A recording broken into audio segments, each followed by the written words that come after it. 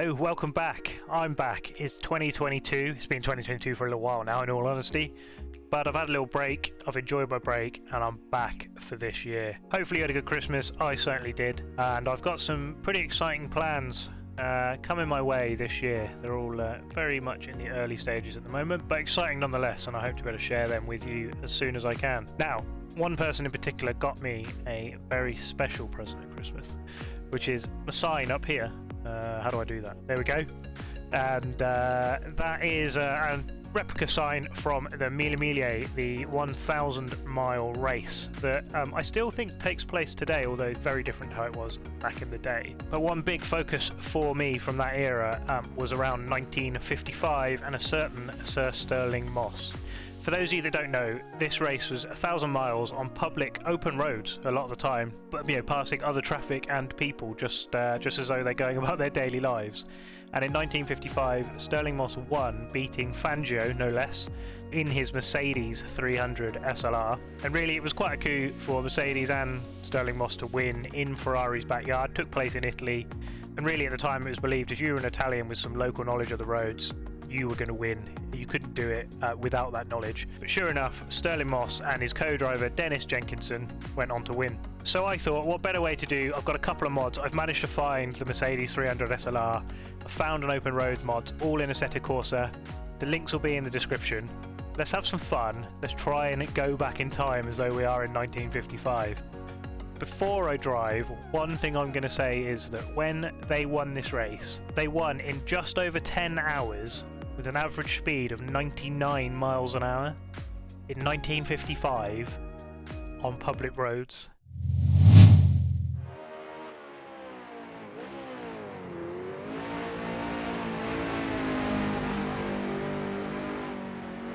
Here it is then.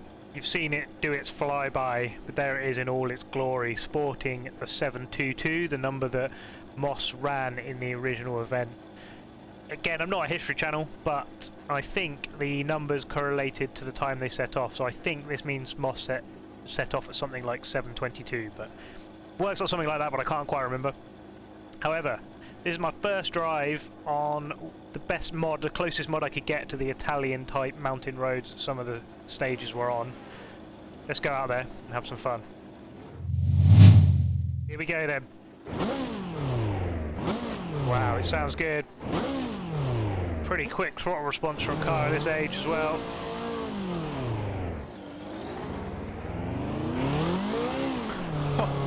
First thing I noticed is it's quite long gearing and it's not short of a few horses.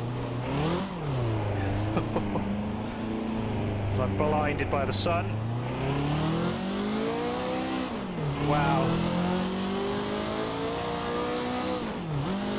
Now, there's the start finish. The original event, I think the cars set off a minute apart from one another in a kind of time attack, rally type approach. Guys, oh, it's definitely a car you drive with the throttle pedal. It's quite a bit of understeer. Oh, the brakes are not fantastic, not surprising given the age. And the rear tyres are screaming. You definitely steer it around with that throttle and then react to the steering wheel. Nice big wooden rim steering wheel. This is the impressive thing though, that's 110 miles an hour and I'm in a sim and I'm not caring for my life. To average over 99 miles an hour for the entire event is just crazy. The car does handle nicely though, very much of the era I would say.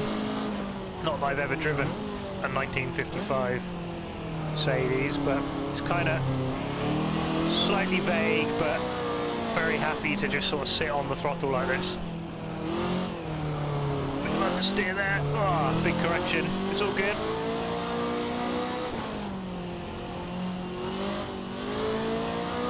As I said, this mod, link in the description, is probably the closest I can see to some of the original footage I've watched on YouTube of the event. As we understeer into the barrier. And if you do look at some of that original footage, you will see that clearly at some point during the event Moss did have quite a nudge on the nose with something, because the front right corner slightly caved in on some of the clips. like I said, not a history channel, but when I've researched some of this, it was quite an incredible event. Actually, some of the original leader of the event was somebody who went off in a Ferrari. Obviously went off a bit too hard, later suffered a mechanical mistake. And Moss went on to win in front of Fangio, no less. Looks like we're catching another Mercedes here on these roads.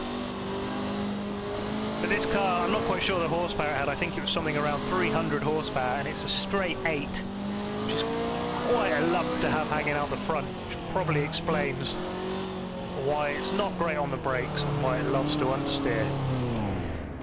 Because I very nearly clean out. We're going to say it's Fangio in front, but I think he's probably going too slow for that to be Fangio. See if we can nip past. Dropped the wheel on the grass and it all got out of shape, but we're through. Apparently during the event, the noise coming from this straight 8 was so intense that Moss and Jenkinson have developed a series of hand signals so they can communicate with one another. And despite the fact they didn't have the Italians' local road knowledge, some of their competitors did. Supposedly one of the big reasons why they were able to do so well was because they had developed a series of pace notes over a long time for the event that, you know, is something extremely commonplace nowadays in rallying and other time trial type events, but wasn't such common practice back then. In fact, some of the competitors didn't even have a co-driver in some of the lower classes.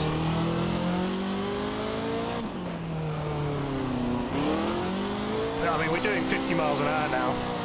We've got to be averaging 99. Didn't even get up into the 90s before braking for this right-hander. Oh, it's a huge moment.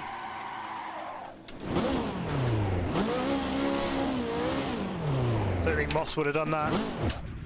I've always had an interest in Stirling Moss, but reading up on different things before making this video, I didn't realise just how many events he won through his career, and he's often called the greatest driver never to win the Formula 1 World Championship, and having looked at his successes now, I would totally buy into that statement. Even arguably costing himself the Formula 1 World Championship when he decided that it wasn't fair, his competitor was being penalised. He argued with the stewards that Mike Hawthorne, I think it was, hadn't done anything illegal and shouldn't be penalised.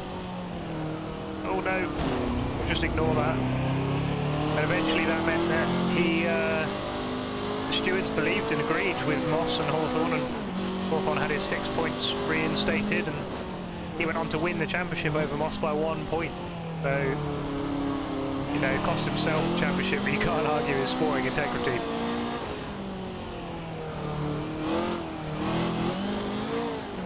I've thoroughly enjoyed this dive back into the past. I've enjoyed the history. I've enjoyed driving the car. It's very different to modern cars, levels of grip that you have.